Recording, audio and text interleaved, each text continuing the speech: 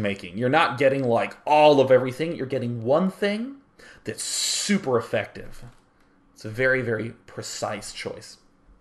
So I like that very, very lean build. Just getting 1+ attack upgrade that helps like everything. Super efficient. And so, that's something I really want to think about because I think that for someone who played StarCraft 1 for so many years, I really value upgrades a ton. So I tend to always have one upgrade as a centerpiece of a build. That almost always, even if I'm doing something like going 3 factory ultra aggression, I will have a plan like, and then once I expand, I get an armory for the +1 upgrade, and then blah, I'll do that sort of stuff. So I would definitely want to do that.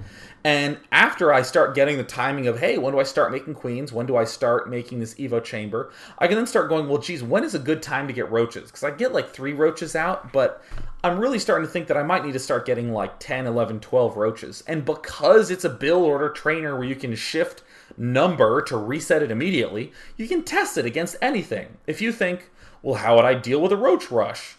Just roach rush, write the time down, and then do the queen build and write the time down. And if you die in your head, there's a good chance you're going to die in the game. So let's go ahead and take some questions. Here's a great question by Mythical Mage. Dear Day, do you think that multiple queens can be used in other matchups, or are marauders and stalkers too powerful or too frequent?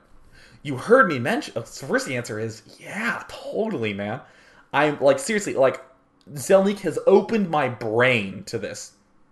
That if you end up getting 2 or 3 queens in addition to your Mutalisk force, when you push, you can get in there, harass like crazy. And remember how much damage turrets do to Mutalisk in StarCraft 2? We'll just pull one of those mutas back, transfuse it back in the action, ready to punch things in the face.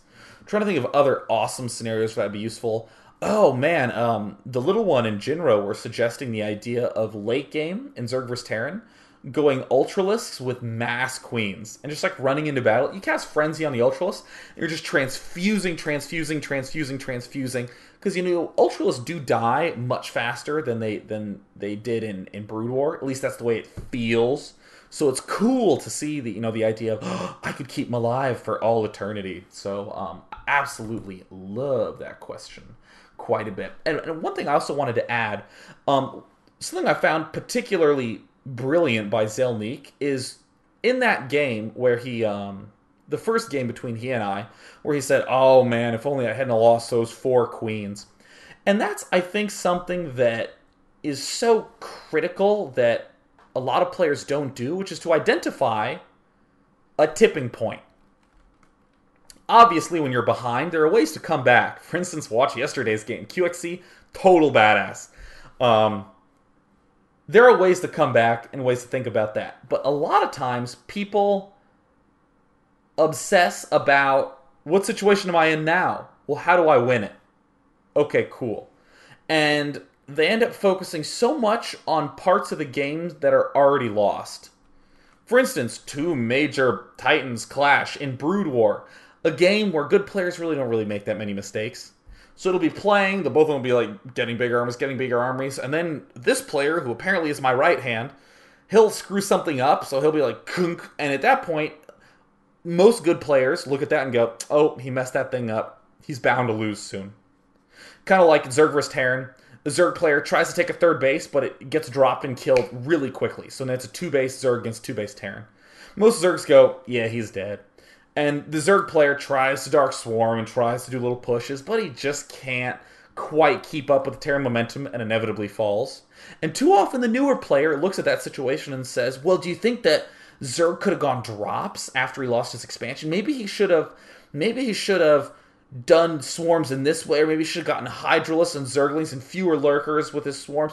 And they waste all their best brain power on the parts that didn't really matter as much. Because in a strategy game, you need to think as far back as you can and say, when was the first time that I really started to fall apart? And let me get rid of as many of those first times as I can, and I will be really good in the long run. So I loved the fact that Zelniq was like, yeah, I just need to be careful with when I have those small queen numbers early on, so that way I can have a much meatier push with my queens and roaches. Ha.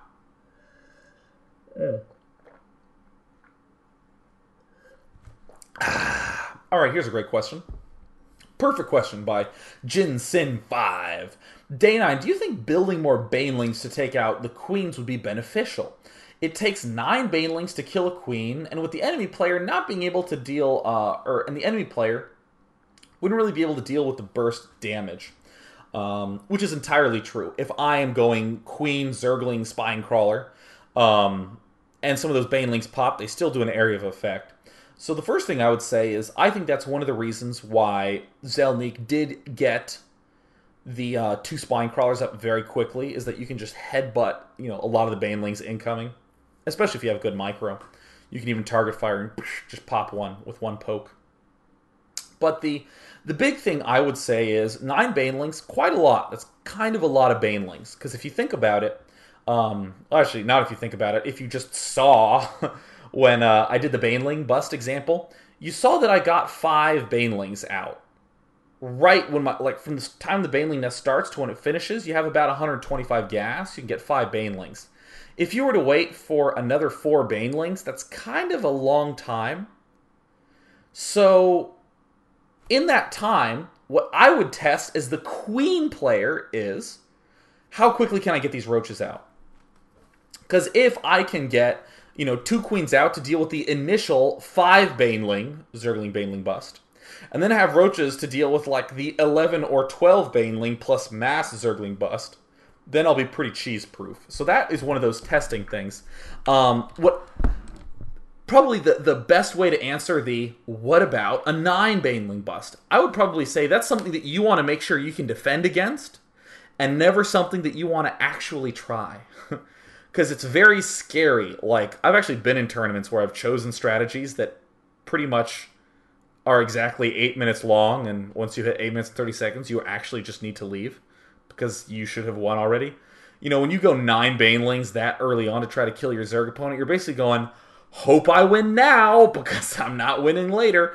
And that's not a good long-term strategy for improvement. It's definitely awesome and fun if you have a friend who claims to be good. Go 9 Banelings, kill him, and say, 1-0, best of 1. And that'll work out well. So, sir, the Riot XL says, do you think we'll start seeing mass queens as a common ZVZ strategy? Also, do you think this strategy could be tweaked to work in Zerg vs. Terran and Zerg vs. Protoss? Okay, so the second question we already talked a little bit about. I definitely think we're going to start seeing mass queens, and this is the way that strategy integration normally works. It's a bump, and then it's a slow rise, and then what happens afterwards, whether it fades out of style or stays strong, kind of depends. But there's always this bump and then a rise. So what happens is people see a sweet game. So for instance, maybe they saw Zelniq's amazing queen usage in these dailies, or like GG Play vs. Fantasy in the OSL semifinals. How Fantasy did this weird vulture with dropship play. This is Broodor, by the way. He did this weird vulture with dropship play into Goliath Valkyrie, and everyone's like, whoa! I mean, it was completely left field. It wasn't even like he tweaked an old strategy. It was just completely new. So what happens? People see that and they say, I want to be as sexy as Fantasy. So everyone tries it, and then everyone loses really easily with it, and they say, well, screw this stupid fancy strategy. I am going to go back to what I used to do to win. And then it fades away, and then people start going, oh, I'm going to practice this. Oh, this is getting good. And people start to really catch on and start practicing it a lot and get into it. And that bump is always really fun to me. The fact that when you try something new, it's so easy to just be like, I hate losing, and just to like go back to whatever made you win. And losing can be obnoxious, but feel free to experiment. Feel free to just do whatever you want.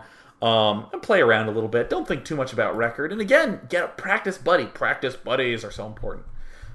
So yes. What else is going on here in the chat question? Let us divine. Oh, so here's a great question. Oh, the mighty thought hammer. I love that I gave myself a nickname in a radio drama, and people use it in the IRC chat. A little heart to Zercha. But anyway, Zercha's actual question is, against the Ling Mutalisks, that would be, for instance, what I was doing, wouldn't cutting roaches to throw in a dash of Banelings make the push a lot stronger? So what Zercha's saying is, Zelniq went Roach Queen against you, Sean, and you were going Ling Muto. Wouldn't some Banelings be good to just do a little bit of bursting action there? So, in that particular circumstance, in that specific spot, I'd probably say it's not really necessary. The Zerglings weren't the problem. It's not like I don't think Zelniq was really freaking out too much about the Zerglings because really, in Zelniq's mind, and actually as we saw in the game, the roaches were the things living. Midway through the battle, it was my roaches, or his roaches against my nothing on the ground, and then my Mutalisks in the air versus Queens, and then his roaches just got to do whatever, and they charge into